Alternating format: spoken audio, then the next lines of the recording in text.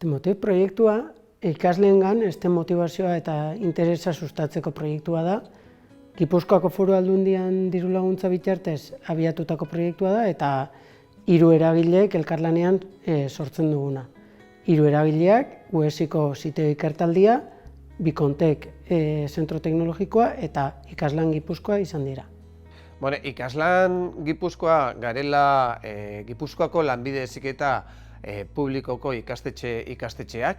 Ikusi dugu bai STEM honetan, bai unibertsitateko irakasleekin eta ikerlariekin ere lan egin dezakegula eta gauza berriak atera dezakegu eta sensibilizatu gure gazteak. Eta elkarrekin lana eginda, nik uste dut, emango diegula bide, gero eta ikasle gehiago STEM arloetara hurbiltzeko.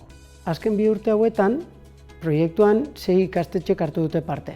Sumaiena, Mutriku BHI, Kurtzebarri BHI, Herrikide, Salvatore Michelena eta Zubiri Manteo. Honekin, guztira 1500 bat ikasleren interes eta motivazioa neurtzeko gai izan gara.